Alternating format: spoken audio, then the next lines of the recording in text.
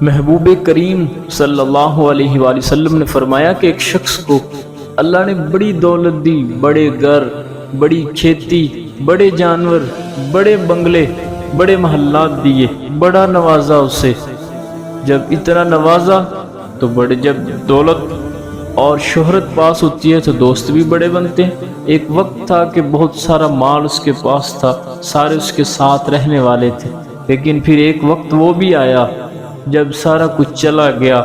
وہ بڑے بڑے بنگلے، بڑے بڑے کھیت، بڑی بڑی گاڑیاں، سارا کچھ جاتا رہا۔ جب تک تو مال ساتھ تھا تب تک سب ساتھ تھے، لیکن اب وہ وقت آ گیا کہ جو ساتھ تھے اب پیسہ چلا گیا تو سب نے ساتھ بھی چھوڑ دیا۔ وہ تیری آنکھ کی چبن تھی یہ سنگے ملامت کی چبن، کون پہنچا ہے میرے درد کی گہرائی تک۔ دور شہرت میں تو ساتھ دیا یاروں نے خوب، ساتھ آیا نہ کوئی کوچائے رسوائی تک۔ اور میاں محمد بخش رحمۃ اللہ علیہ تو کیا خوب ارشاد فرماتے ہیں کہ ساری عمری آٹا گدا تے لکھاں کیتے پیڑے، ہن وقت آیا محمد بخشا تے کوئی نہ بیٹھا نیڑے۔ جب وقت آیا تو سب نے جو ہے وہ ساتھ چھوڑ دیا، اب اکیلا رہ گیا۔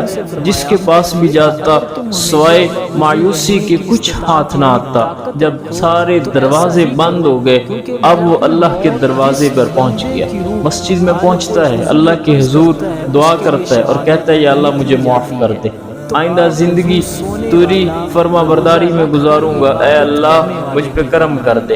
اب اس نے جو دعا کی اللہ کریم نے فرمایا فرشتوں جو مانگتا ہے اسے دے دو۔ فرشتے کہتے ہیں یا اللہ یہ کوئی تجھ سے ڈر کے نہیں آیا، یہ تجھ سے خوف زدہ ہو کے نہیں آیا، بلکہ یہ تو جب اس کے پاس مال چلا گیا پھر لوٹ کے آیا۔ فرمایا میں جو کہتا ہوں دے دو، فرمایا دے دو اسے، تم تو اتنا جانتے ہو، میں تو اس سے آگے کی بات بھی جانتا ہوں، میں اسے سب کچھ دے دوں گا، یہ پھر ویسے ہی جینا شروع کر دے گا جیسے پہلے جیتا تھا۔ اسے سارا کچھ دے دیا گیا، پھر نواز دیا گیا، پھر مال آ گیا۔ جب مال پاس آ گیا تو پھر اپنی طرز کی زندگی شروع کر دی۔ پھر دوست یار ساتھ ہو گیا کہ یار پہلی دفعہ غلطی ہو گئی، اب نہیں تیرا ساتھ چھوڑیں گے۔ وقت گزرتا رہا، پھر وہ وقت آیا کہ خوشحالی مایوسی میں بدلنے لگی، امیری غریبی میں بدلنے لگی، مال جاتا ہوا نظر آنے لگا، تو پھر دوستوں نے ساتھ چھوڑنا شروع کر دیا۔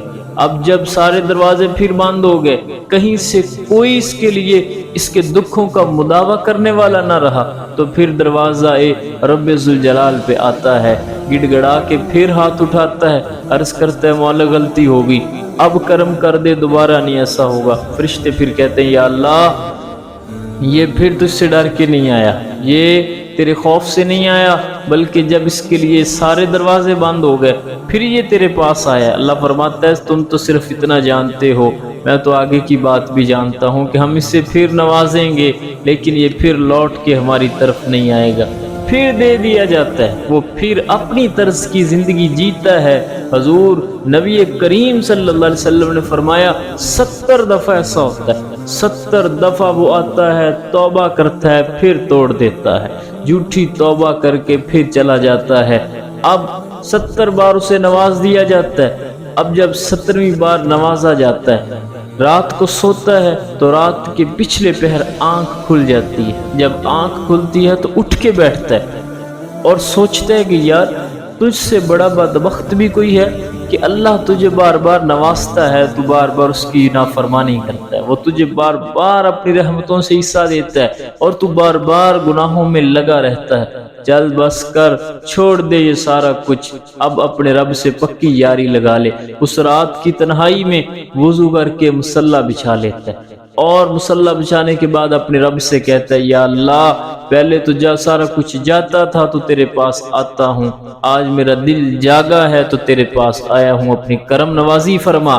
اللہ فرماتا ہے فرشتوں دیکھو ذرا، جسے تم کہتے تھے کہ یا اللہ یہ تیرے خوف سے نہیں آیا، تیرے ڈر سے نہیں آیا، یہ تو جب سارے دروازے بند ہو گئے پھر آیا، فرمایا دیکھو اس کی طرف، آج اس کے پاس دولت بھی ہے، شہرت بھی ہے، یار دوست بھی ہے، سب کچھ آیا ہے، آج یہ میری محبت میں آ گیا ہے، آج اس سے میرا خوف میرے در پہ لے آیا ہے۔ تو بندہ پھر یا اللہ اب اس سے تو کیا نوازے گا؟ فرمایا جب تک تو یہ جھوٹی توبہ کرتا تھا ہم تب بھی نوازتے تھے، تب اسے شہرت اور مال دیتے تھے، یہ اب اسے اے فرشتوں گواہ ہو جاؤ ہم نے اس کو بخش دیا ہے، اس کے گناہوں کو معاف کر دیا ہے، اور کل قیامت والے دن ہم اسے جنت عطا کرتے ہیں۔ تو اللہ کے حضور جب بندے گڑ گڑاتے ہیں اور پھر معافی کی طرف پکے دل سے آتے ہیں تو اللہ پھر ان کے لیے بخشش کا سامان فرما دیتا ہے۔